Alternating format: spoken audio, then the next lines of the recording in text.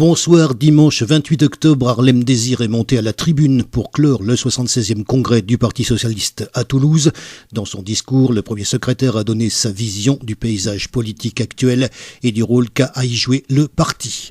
En premier lieu, Harlem Désir est revenu sur les accomplissements du PS et les engagements tenus par le gouvernement en 6 mois, la retraite à 60 ans, les 150 000 emplois d'avenir, les classes réouvertes à la rentrée et les 40 000 postes créés en 2013 dans l'éducation nationale, la revalorisation de l'allocation de rentrée scolaire, le blocage des loyers, l'augmentation du SMIC, une nouvelle justice fiscale qui taxe les revenus du capital au même niveau que ceux du travail, un budget de combat contre l'endettement, le soutien à l'emploi et aux PME, avec la création de la Banque publique d'investissement, la réduction du train de vie de l'État, avec pour commencer la baisse du traitement du président et des ministres, le refus des gaz de schiste, le remboursement à 100% de l'IVG pour toutes les femmes, le retrait des troupes françaises d'Afghanistan.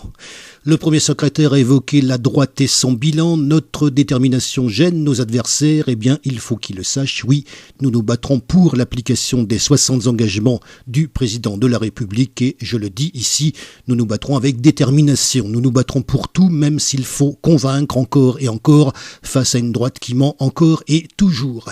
Et de dénoncer un nouveau mur du privilège et de la rente, dressé par ceux qui spéculent au lieu de créer, ceux qui s'exilent au lieu d'être patriotes, ceux qui veulent profiter encore et encore des inégalités qui ont explosé sous la droite dans notre pays. Harlem Désir s'est attaqué à une droite sans autre projet que le sarkozysme empire. Qualifiant le débat entre François Fillon et Jean-François Copé de duel de réactionnaires, le premier secrétaire a en particulier dénoncé la proposition d'abandon de la durée légale du travail et la saillie sur les pains au chocolat de Jean-François Copé. Lors de son discours, Harlem Désir a réaffirmé le soutien des socialistes à Jean-Marc Ayrault. Jean-Marc, la droite t'attaque parce que tu es un honnête homme, un vrai militant qui a la justice sociale chevillée au corps et un grand Premier ministre de gauche. Eh bien, nous, c'est pour toutes ces raisons que nous te soutenons.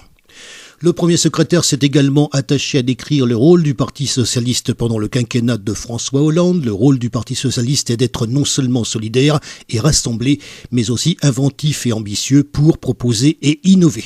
Harlem Désir estime que le rôle du parti est de redonner l'espérance aux Français, mais aussi de répondre aux impatiences, aux colères parfois.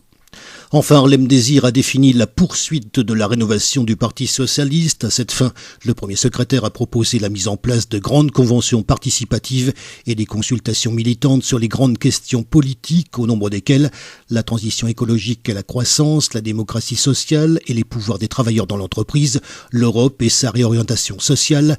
Le premier secrétaire a également rappelé sa proposition de primaire locale pour les scrutins de 2014 et 2015, avant de conclure en remerciant les militants et en les invitant à être fiers de notre parti. David Assouline, le porte-parole du PS, est revenu lors de son dernier point presse sur l'appel à manifester de l'UMP contre les mesures décidées par le suffrage universel au lieu de tirer le bilan de son échec. La droite ne cesse de répéter en guise de programme ce qui a été un échec depuis 5 ans, comme le combat d'ambition personnelle peut lasser.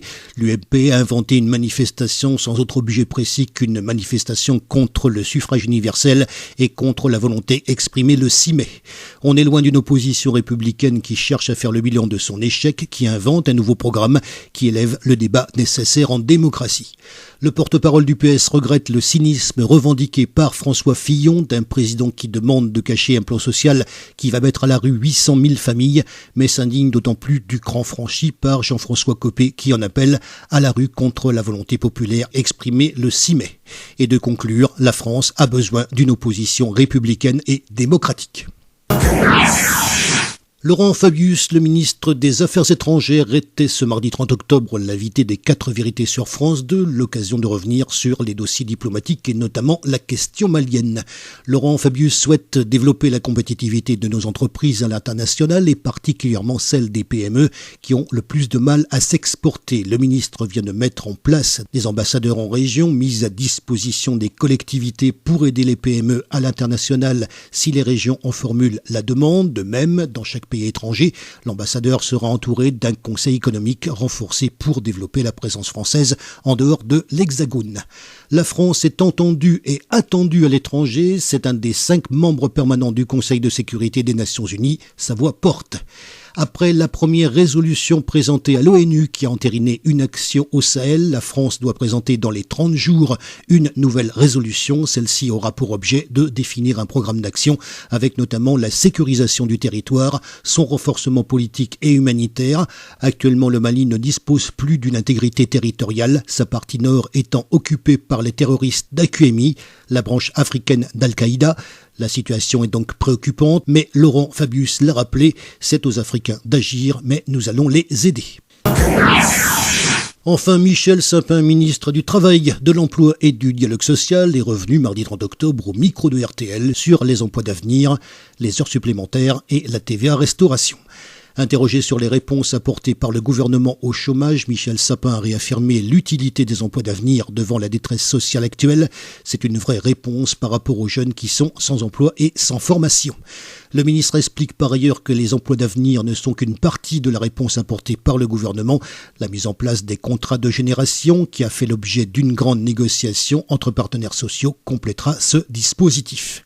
Michel Sapin est ensuite revenu sur la nécessité de supprimer la défiscalisation des heures supplémentaires. Tous les observateurs depuis le début ont dit dans une période d'augmentation du chômage, c'est une mauvaise décision. Il n'y a pas un pays en Europe où on subventionne les heures supplémentaires.